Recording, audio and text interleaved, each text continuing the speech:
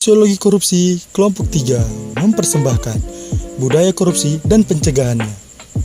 Anggota kelompok kami terdiri dari Senda Surabina, Wahyu Karestepu, Juni Kristian Negea, Pipin Muayati, Reni Ivana Sukti, Aden Ronald Siagian, Aifa Radila Sukma, dan Brian Malau. Materi pertama, pengertian budaya korupsi. Apa itu korupsi? Korupsi adalah tindakan penyalahgunaan kekuasaan publik atau jabatan yang ditugaskan untuk keuntungan pribadi. Ini melibatkan penerimaan suap, pemerasan, penyuapan, penggelapan dana publik, nepotisme, atau bentuk-bentuk lain penyalahgunaan kekuasaan. Korupsi juga merusak proses demokratisasi dan pembangunan dengan merusak kepercayaan warga negara terhadap politik, mendistorsi pengambilan keputusan politik publik, menghilangkan akuntabilitas publik, dan melanggar aturan hukum.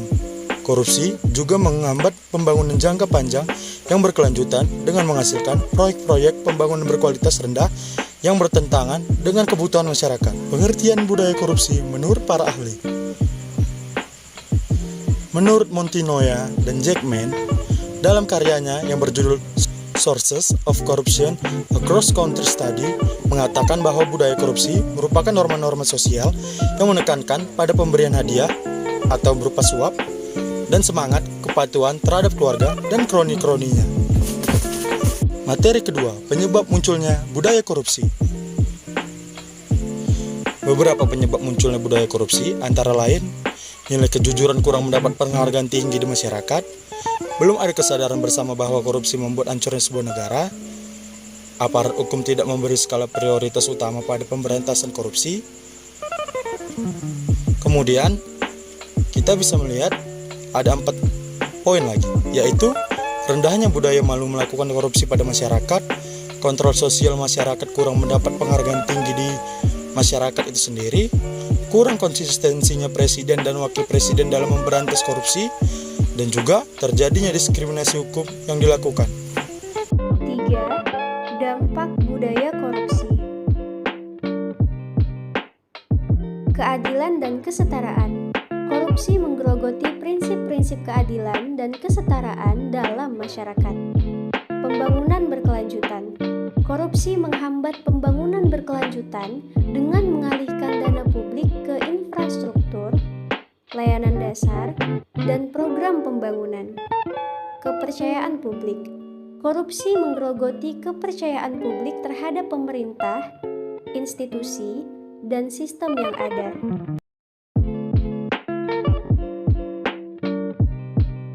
Efisiensi dan efektivitas pemerintah. Korupsi menghambat operasi pemerintah dengan memperkenalkan praktik-praktik yang tidak efisien dan korup. Pemberantasan kemiskinan. Korupsi berdampak langsung pada pengentasan kemiskinan. Etika dan integritas. Memerangi korupsi dan menciptakan budaya bersih dan transparan adalah panggilan moral. 4. Upaya pencegahan budaya korupsi. Pencegahan budaya korupsi melibatkan berbagai upaya untuk mengubah persepsi dan perilaku masyarakat sehingga mereka lebih cenderung menolak tindakan korupsi. Berikut adalah beberapa langkah yang dapat diambil untuk mencegah budaya korupsi. Pendidikan dan kesadaran. Pendidikan yang mempromosikan integritas, transparansi, dan etika dapat membantu mengubah perilaku masyarakat. Ini melibatkan penyuluhan dan pelatihan mengenai konsekuensi negatif dari korupsi, serta pentingnya integritas dalam kehidupan sehari-hari. Transparansi dan akuntabilitas. Meningkatkan transparansi dalam kegiatan pemerintah dan sektor publik adalah langkah penting untuk mencegah korupsi. Hal ini dapat dilakukan melalui pengungkapan informasi publik, audit independen, dan mekanisme pengaduan yang efektif. Selain itu, lembaga-lembaga pemerintah harus bertanggung jawab atas tindakan mereka dan harus ada sanksi yang tegas terhadap pelaku korupsi.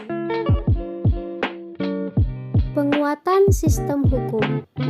Memastikan adanya sistem hukum yang kuat dan independen merupakan bagian penting dari pencegahan korupsi.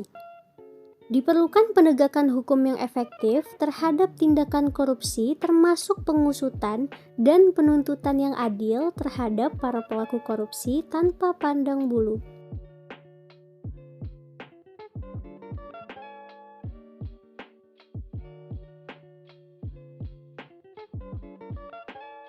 Selamat pagi, Pak. Pagi. Kami dari kelompok 3 Sosiologi Korupsi ingin menanyakan perihal tentang budaya korupsi dan pencegahan kepada Bapak. Ya.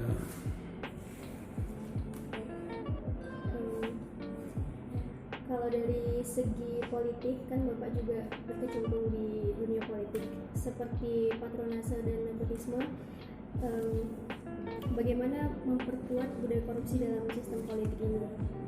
Dan bagaimana perubahan politik dan partisipasi masyarakat dapat membantu mengubah budaya korupsi ini sendiri, Pak? Baik, terima kasih. Ya, tentang faktor politik, ya, kalau disebut di sini patronase dan nepotisme, sebenarnya bukan murni faktor politik, tapi lebih mungkin faktor budaya sama sosiologi. Ya, tapi itu bisa berhubungan memang dengan politik, karena dalam politik sendiri itu banyak digunakan, ya, faktor klien, pasti ada hubungan antara suatu individu dengan individu lain, baik di daerah maupun di nasional, ya, di pusat, hubungan patronasenya, kemudian juga secara nepotismenya, hubungan keluarga, hubungan alumni, hubungan daerah, hubungan marga, ya, dan lain-lain.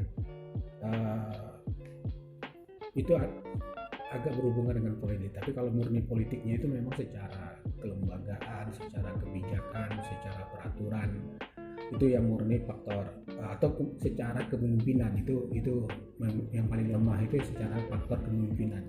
Karena masalah korupsi ini, karena kita memang secara sistem politik tadi, secara kelembagaan sama kebijakan masih lemah, tapi yang paling bisa memberantas atau memperkuat atau merubah secara drastis itu, mempercepatnya adalah pemimpinnya.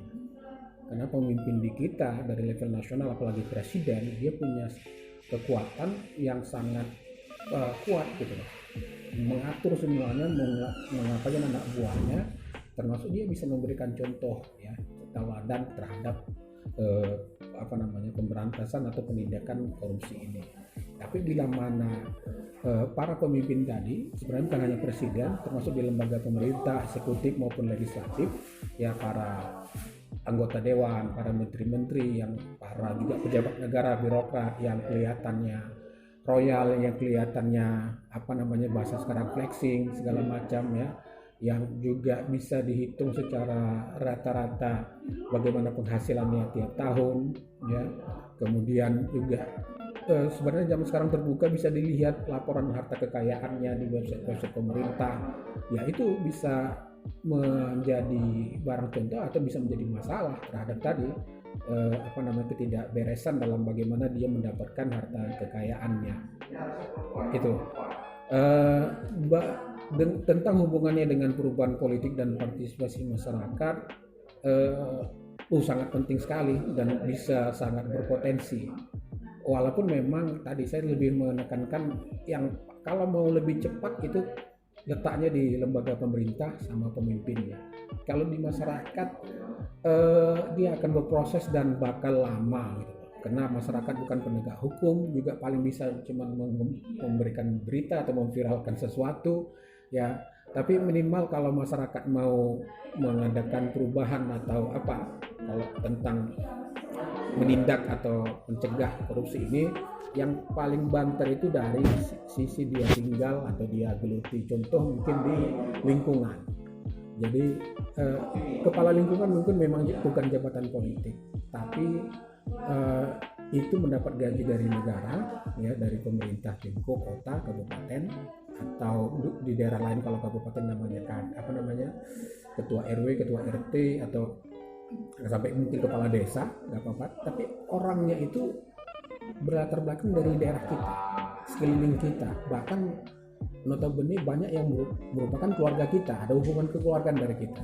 Tapi ketika perilaku si kepala lingkungan tadi setelah digaji negara, tapi urusan-urusan masyarakat yang tetek bengeknya harusnya gratis, tidak ada iuran atau pungutan, itu yang banyak prakteknya.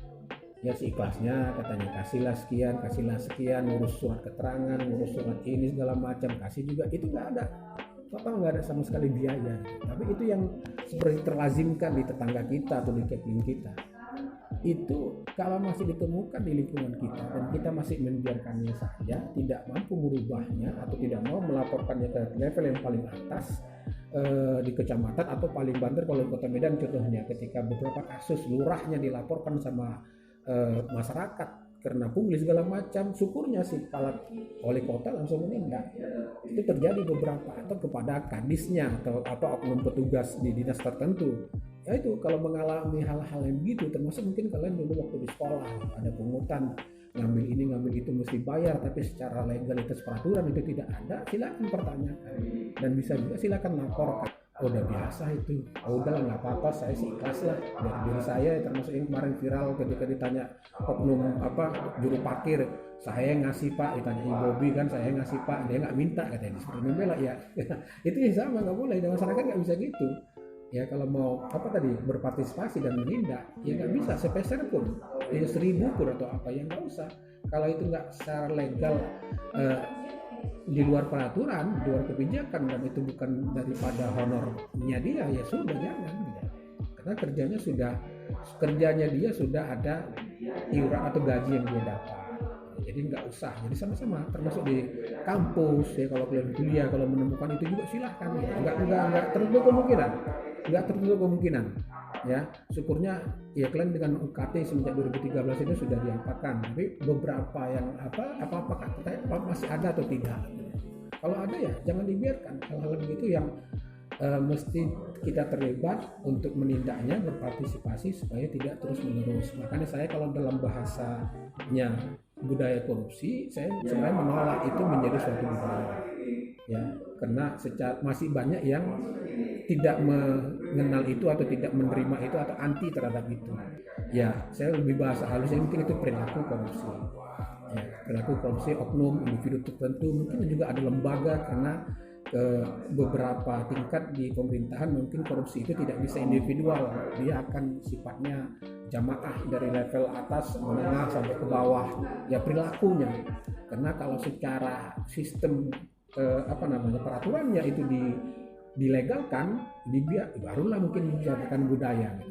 Tapi sementara kan kita punya undang-undang yang melarang itu, punya penegak hukum yang mengincar itu ya, baik levelnya di atas 1M ya kan untuk KPK, baik level di bawah 1M untuk kejaksaan sama kepolisian. Kita punya lembaga-lembaga itu. Yang kedua ini tadi Bapak ada menyinggung lembaga sosial gitu. Jadi Bapak peran dari lembaga sosial, gerakan sosial dan aktivisme dalam memerangi budaya korupsi itu seperti apa sih Pak? Dan apakah lembaga sosial atau gerakan sosial ini mampu mengubah norma ataupun nilai dalam masyarakat untuk mendorong integritas dan akuntabilitas? Harus ya. Oke, ya, melanjut kepada yang tadi soal masyarakat. Tapi ketika masyarakat tidak sendiri, kemudian terlembagakan, ada yang namanya LSM atau mungkin organisasi kemanusiaan yang lain, itu akan lebih kuat, akan lebih cepat lah perubahan atau mengurangi tadi potensi adanya korupsi. Beberapa mungkin yang sudah ada namanya contoh desa anti korupsi atau sebagai percontohan lah ya, desa anti korupsi, walaupun itu memang dibuat oleh kementerian, singkat saya kementerian sama lembaga KPK sendiri yang terlibat, atau mungkin kantin kejujuran ya, atau juga IKD di masyarakat itu dicoba kejujuran. Tujuannya ke situ ya, tujuan dimana orang itu mengambil apa yang haknya ya, sesuai dengan apa yang dia beli, kemudian mengambil kembalian sesuai dengan hitungannya ya. Mungkin sekian pertanyaan yang bisa kami tanyakan, saya banyak sekali pertanyaan. Iya, banyak sekali. Kalau mau di ini lebih panjang lagi. Iya. Mungkin terima kasih atas waktunya Pak. Terima kasih. Sedia. Ya.